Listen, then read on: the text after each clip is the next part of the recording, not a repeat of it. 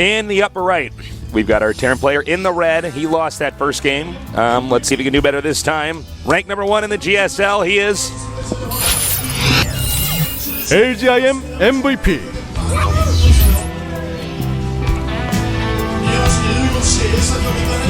most consistent player ever. And in the bottom left, we have our player. He's new to the GSL Codes, but already performing very well. He is CJ Bbyong. And I want to talk more about this guy, all right? Because I've been looking at his games more and more lately. Because he's not really that flashy. When I look at his games, normally what happens is he'll choose a build order, he mixes cheese in, he mixes macro in. He doesn't mix in so much cheese that I think, wow, you are a very cheesy player. You know, it's not like Hart, for instance, who, by the way, I believe that's who he knocked out in round 3 of Code A to get into Code S, which is very strong because Hart just had a killer MLG weekend as well. But anyways, that aside, I mean, Bbyong is solid. He's like a very solid player that kind of knows what to do. So to play well against someone like this, I feel like you have to play a macro style. You know, I feel like, well, for MVP at least, I feel like he should be playing a macro style. He should not take too many risks, but maybe, you know, a little bit more risks economically as opposed to attacking-wise. Because on that very huge map, he went for the command center into tech. Well, the tech into command center. Excuse me, tech command center. That's what I meant. And, like, the thing is, Bbyong's solid, and he defended it, and then he got ahead with a little Hellion attack, and it's like, okay, I can finish this. This is not an issue. So MVP is going to have to look out for that, because that's how he finishes a lot of games, is he does a little bit of damage early and just parlays that into victory. Yeah.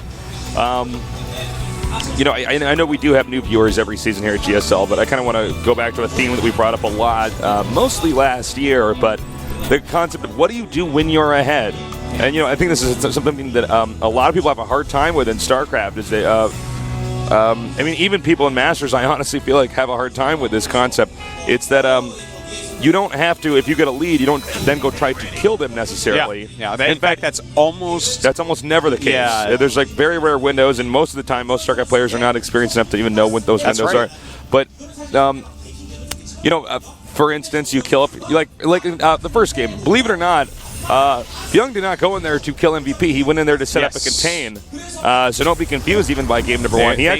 He wanted to set up siege tanks outside of his opponent's base. Yeah, maybe hit a depot or something. Yeah, gas. Make it so that he can't have the third base. Pick off a unit or two. Right, sure. But what happened was MVP realized that moment and said, oh my god, if I get any more behind, I don't think there's any way I can win this, and then tried to attack in that and said, well, that didn't work, I lose.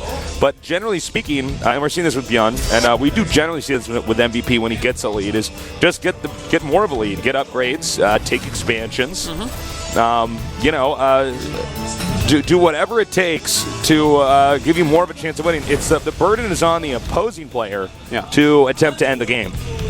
Exactly. Thank you, Taste. That was actually so perfectly said, and I feel like that's one of the most important things to mention, is that he did not walk across the map to kill MVP. Yeah. Which is part of what I'm trying to say about how MVP should look at playing this game. This SCV is just not going to die. No, it's fine.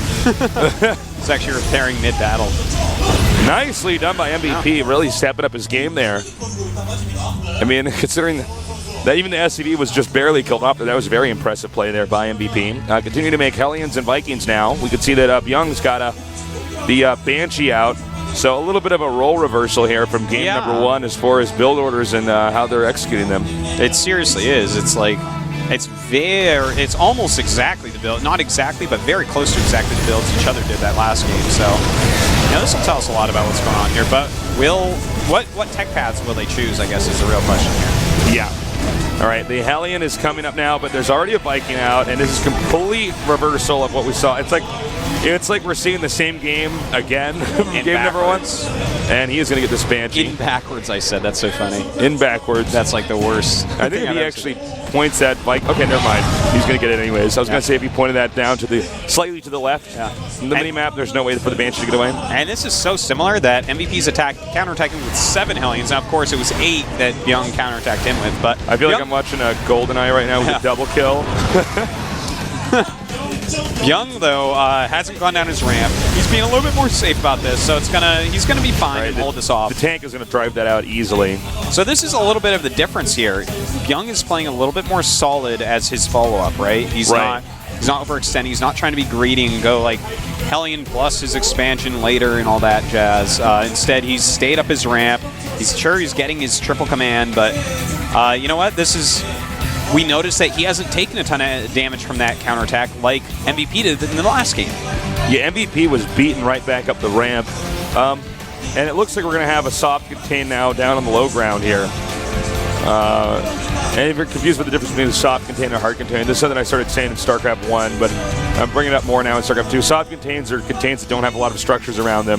Yeah. So you're not setting up turrets. It's not a permanent contain. And it's not even, you're not necessarily committed to a position. Right, exactly. Like soft contains, you just pack up and leave. Exactly. Yeah, and where hard contains are like, all right, let's pick, turrets in a sensor tower hard here. contains take a while to set up. Like, for instance, if you have a row of siege tanks, that actually takes a while to set up. Yeah, exactly. Whereas soft contains, you just pack your bags and leave at any point in time. Right when you know there's going to be an inevitable disadvantage if you stay there, so you keep it as long as you can, and then once that advantage goes away, you back out. Yeah, exactly. That's damn tasteless. You are just. Am I just on a roll right now, Artosis? I can actually just go home, man. But so we see that MVP is going mech this game, and I'm not at all surprised by that. After going mech on Whirlwind, I'm sure that's his plan for all his TBTs today. Or relatively sure, because that's like the worst map to do it on. So if you do it there, it's like, well, I'm practicing one strategy for this matchup, basically. Yeah. And that's fine. He's very, very good at mech. So MVP's gone kind of Gumiho style here. He's got mostly Hellion Vikings, so he's got a really mobile army that doesn't have a lot of punch to it, but it's a good army. I really feel like... what? He started a reactor on that. I'm like, no. What am I seeing? Double reactor to Hellions in one tech lab? Made Artosis cry tears of blood. I know. I'd be like, well, I would be excited. It would be tears of excited blood. Oh, wow. Blood Those are the best kind of bleeding tears I have, man. That's the best type. But, so, Bbyong, in the meantime, he is going bio. Now, even though this game looks like game number 1, I would not say the disparity in who has an advantage is anywhere near as big. No, in fact, it's hard to say it's almost who has even, you know? Yeah, looking at it, I don't think anyone has a real advantage right now. I think it's impossible to say anyone has an advantage, and it'll depend on who decides to move where in the next couple minutes. Because someone's going to start walking across the map. I feel like most contains have to kind of wait on this map. It's pretty hard to have them. Oh man, MVP not pay attention for a second there. Taking some hits on those Hellions. You can see he's not entirely sure. I don't even know why he's actually attacking. I think it's because those Marines in the front. It looks too juicy. He thinks he can get enough damage up on them. Yeah, if you get those Marines a certain lowness, then suddenly your Hellions are going to wipe through a lot. Also note, Bbyong is going to get Stim here. It's almost done. Combat Shields is basically done. Yeah. He's going for some pressure here, but Siege Mode just finished for MVP. He's actually put his Siege Tanks in really great places. I don't think Bbyong's going to really get anything done this time. Right, another scan over here. See exactly what he might be taking on.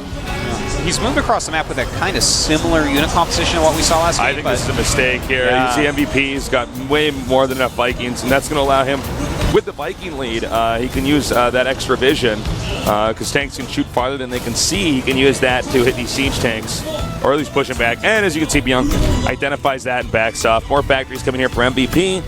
And we're still waiting for Bbyong to actually land his third base right now. Yeah, he's being really unbelievably slow about that, to be honest. I'm quite surprised, but I want to point out the way that MVP has changed how he's playing this game.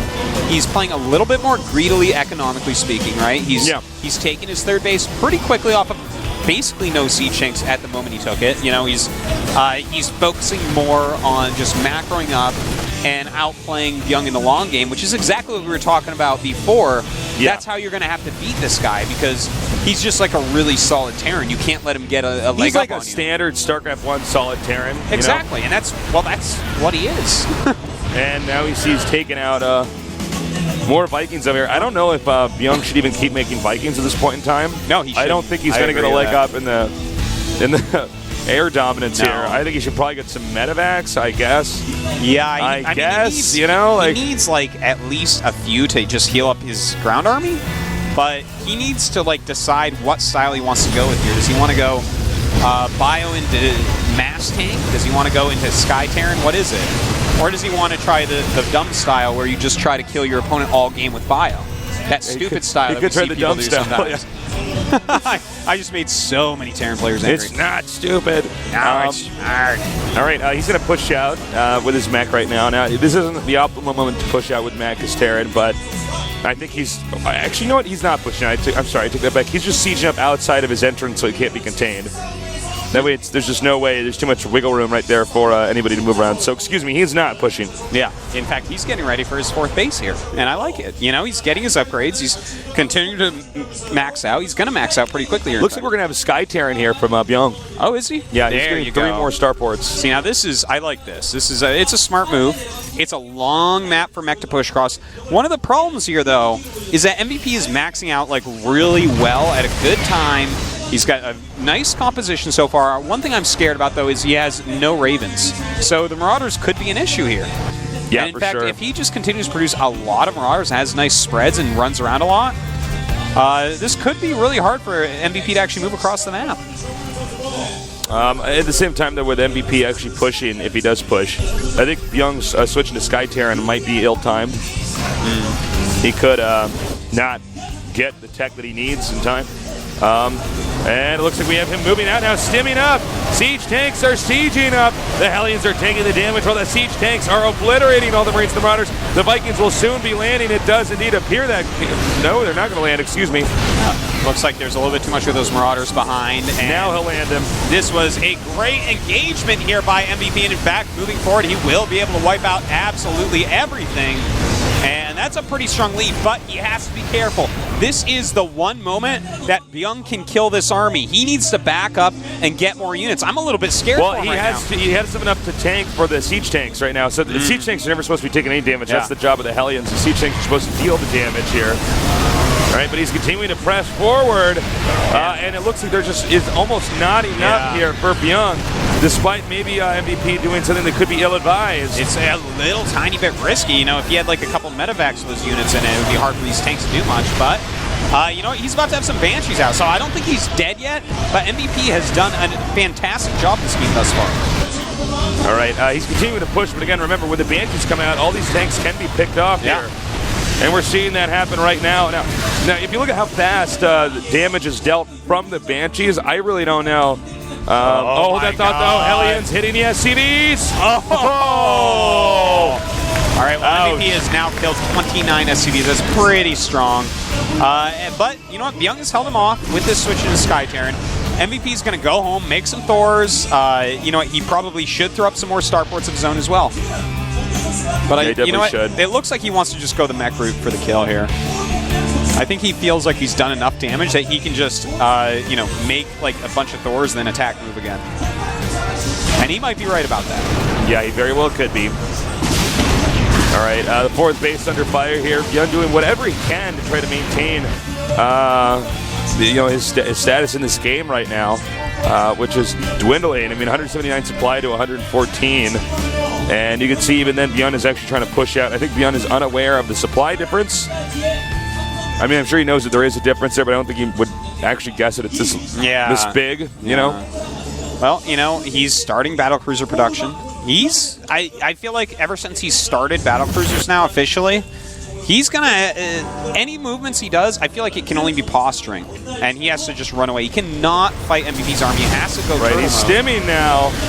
He should not go any farther forward. There's a lot of siege tanks. Well, it's Marines starting down these Vikings pretty well, but the thing is, with that Thor there... Now, there are enough Banshees. Oh, there is a Thor here, excuse me. Yeah, well, he's going to repair it as well, and there you go. As soon as he starts repairing that, Bbyong is going to realize that his chances are dwindling. He needed to kill that off. He just lost 2 Banshees trying to target it down. MVP's probably going to push right towards the heart of Bbyong's base.